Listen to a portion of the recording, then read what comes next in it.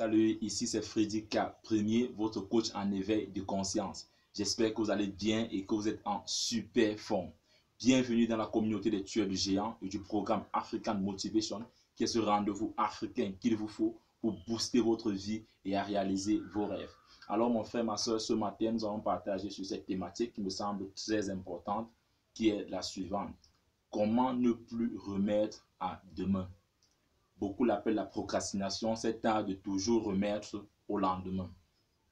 Nous sommes nombreux aujourd'hui qui avons de très grands projets. Tu veux lancer une entreprise, tu veux demander cette femme en mariage, tu veux perdre du poids, tu veux jouer à un instrument, mais à chaque fois, tu remets toujours au lendemain.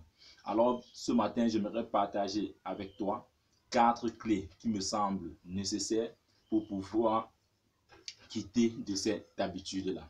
Et quand je dis partager avec toi ces 4 clés qui vont te permettre de quitter cette entreprise, il s'agit de mettre effectivement ces clés-là en pratique. Parce que nous sommes nombreux qui accumulons les informations et nos vies ne changent pas tout simplement parce que nous nous contentons tout simplement à écouter, mais nous ne mettons pas ce que nous apprenons en action.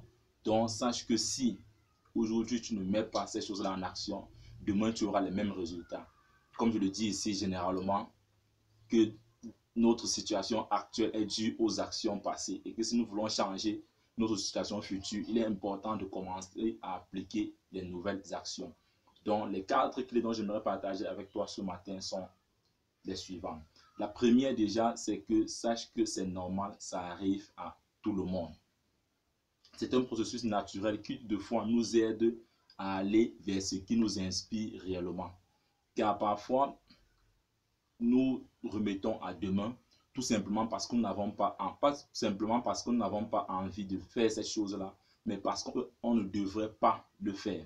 Je le dis pourquoi? Parce que généralement, on veut faire certaines choses juste par convoitise. Et généralement, quand tu fais cette chose par convoitise, ton intuition même t'amène à ne pas vouloir le faire.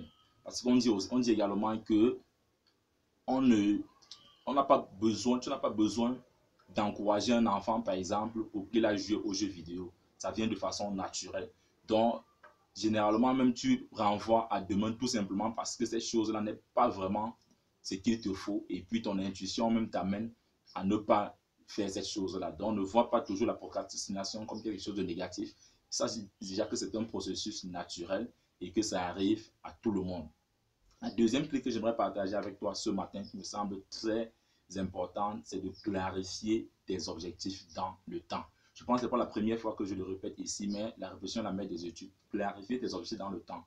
Ici, ce matin, j'aimerais tout simplement t'inviter à clarifier tes objectifs de façon échelonnée, c'est-à-dire tu fixes 3 objectifs pour l'année, 3 sous-objectifs pour le mois, pour chaque mois, 3 sous-objectifs pour chaque semaine et 3 sous-objectifs enfin pour chaque jour.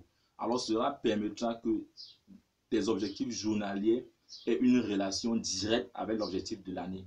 Ça fera en sorte que à chaque fois, quand tu dois vouloir repousser à demain quelque chose que tu veux faire, que tu as programmé faire aujourd'hui, tu verras directement l'impact que cela pourra avoir de positif comme de négatif sur l'objectif de l'année. Ainsi, cela te permettra de réduire cette procrastination-là, puisqu'à chaque fois, quand tu dois vouloir remettre à demain ce que tu veux faire, tu verras l'impact que cela est, tu verras le lien que cela avait, le lien direct que cela a avec ton objectif de l'année. La troisième chose que j'aimerais partager avec toi aujourd'hui est de démarrer quand c'est pas parfait. Ça, moi également, j'en souffrais également.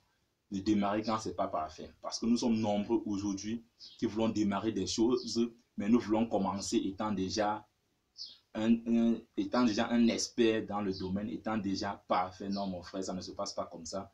Déjà, si tu commences, si dans tes débuts, les gens ne se moquent pas de toi, alors sache que tu as commencé très tard. Je prends l'exemple simple sur cette chaîne YouTube, dont je ne faisais que procrastiner, je ne faisais que remettre à demain en donnant des raisons que non, je ne sais pas encore, je ne sais pas m'exprimer, je ne m'exprime pas bien, non, je n'ai pas le matériel. Non, je ne connais rien sur YouTube. Pourtant, j'avais ce désir brûlant de partager mon expérience avec des milliers, voire des millions de personnes. Mais pour finir, j'ai mis ma première vidéo en ligne qui ne ressemblait à rien. Et puis aujourd'hui, je suis à une vingtaine de vidéos et je pense que entre ma première vidéo et celle dont je suis en train de produire aujourd'hui, qui est certainement la 30e, il y a une grande différence. Donc mon frère, ma soeur, n'attend pas à être parfait pour commencer. Commence où tu es, commence tel que tu commence avec ce que tu as en fait. Donc n'attends pas la perfection. La dernière clé dont j'aimerais partager avec toi, qui me semble être la plus importante parmi ces 4 clés dont j'ai partagé avec toi ce matin, c'est le meilleur moment n'existe pas.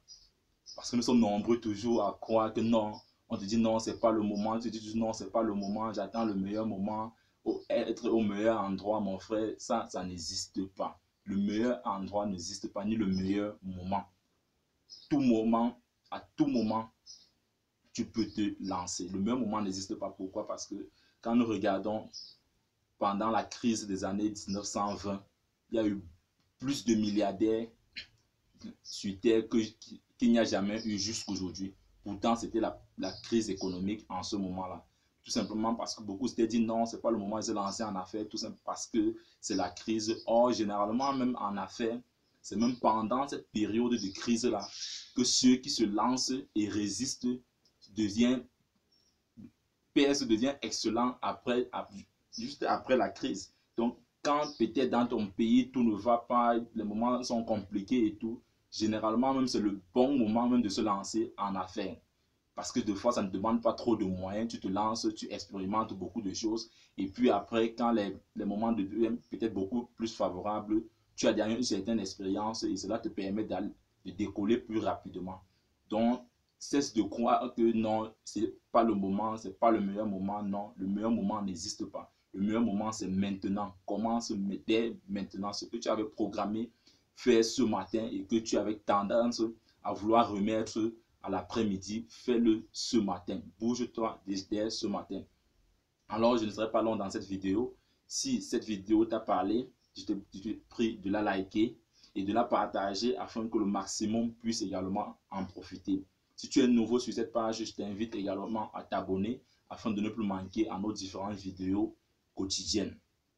Et pour te souhaiter également la bienvenue sur cette page, je t'invite à télécharger gratuitement cet e-book dont j'ai écrit pour toi, dont le lien est sous la vidéo, qui est intitulé 10 étapes pour réveiller le lion qui sommeille en vous. Car nous croyons que chacun de nous a ce lion des forêts tropicales africaines qui sommeille en chacun de nous et ne demande qu'à être mis en éveil. Donc je t'invite à télécharger ce lien, ce e-book là qui est de 20 pages seulement. Tu pourras le lire en une journée et tu viendras me dire dans les commentaires ce que cela t'a apporté. Ensemble, bâtissons cette communauté des tueurs de géants. Bam, bam, bam.